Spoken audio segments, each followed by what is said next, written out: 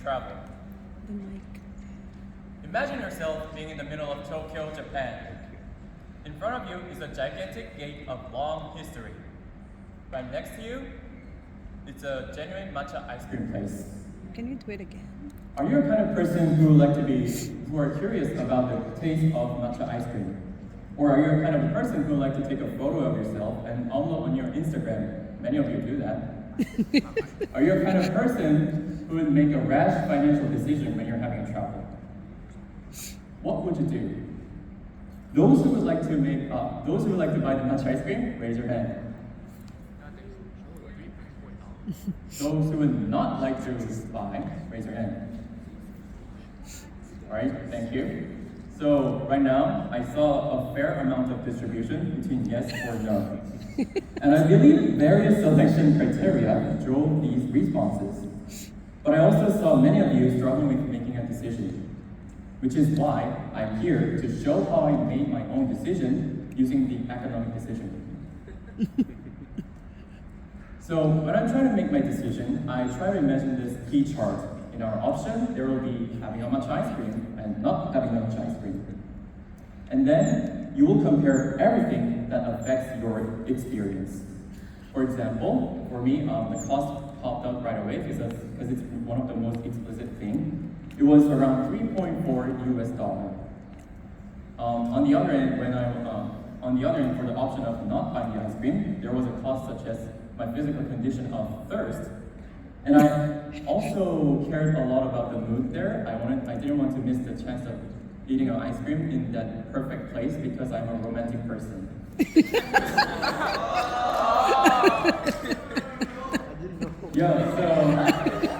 Alright everyone, calm down. So, after you list out all those costs and all the elements that affect your experience, now it's time to compare by making those into numeric indices, for example, like dollar. And here, you're gonna ask yourself, how much would I pay for such an experience? For example, you may be willing to pay more than $5 to take a picture of your ice cream and upload it in your Instagram, like many of my friends. Or perhaps you just don't really care, like me.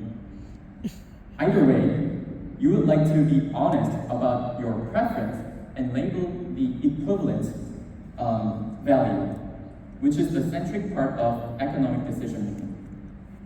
For me, after adding up all the costs for each option, since the cost of not having the matcha ice cream was higher than having the matcha ice cream, I decided to have the matcha ice cream, meaning that I was able to make most out of my travel experience by having the matcha ice cream. This process is called the economic decision making. We compare the cost of two most competing options and choose the one with the least cost because we don't like the cost in our life. By the way, the cost of you not choosing one option over another is called the opportunity cost. So this time, I actually brought one more example, and I also want you to try it out. Before I went to Tokyo, Japan, I actually got an offer from University of Tokyo professor to participate in his seminar. But if I accepted this offer, it was 100% sure that I'll miss one travel day.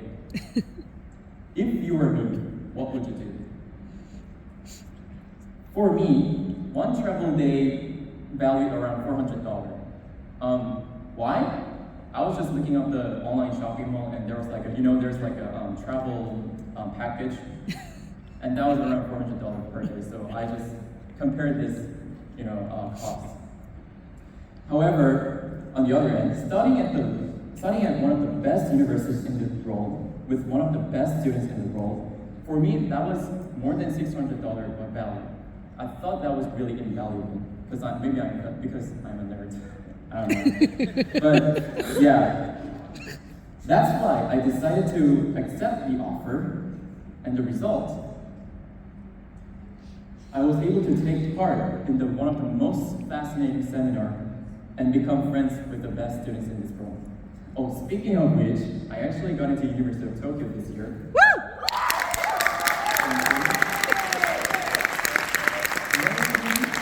I believe this experience has something to do with my result. So I think that tells something about my value of this experience. So I've been thinking about the role of traveling after coming back from Tokyo in our lives and why people love to travel. I mean, isn't it insane that about 4.79 million Koreans spent about 154 million US dollars from January to March of 2023 in Japan? Wow. And I realized that travel gives you so many invaluable life experience. You know, something that is out of your everyday life that helps you identify your likes and dislikes. Something that allows you to utilize every resources and skills that you stockpiled throughout your life. Imagine if travel was to be part of the life. What would it be if we expand this to our entire life? Yes, travel becomes our life, and our life will follow the nature of travel. This brings us to my second point.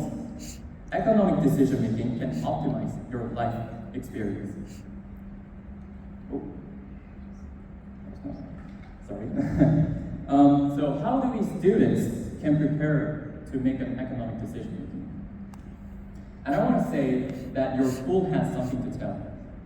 Your school, where you practically spend most of your lives, provides you with an environment and opportunity to learn new things about yourself.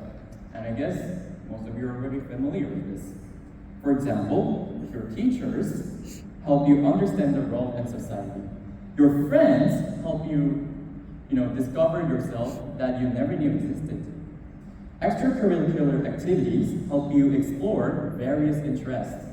All the series of experience at your school help you form your own identity and provide you with useful information and skills to make economic decisions.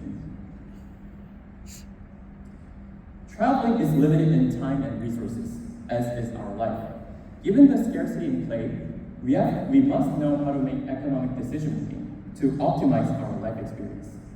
Does it sound challenging? How about starting by planning your next trip and getting the most out of your next vacation? Thank you so much.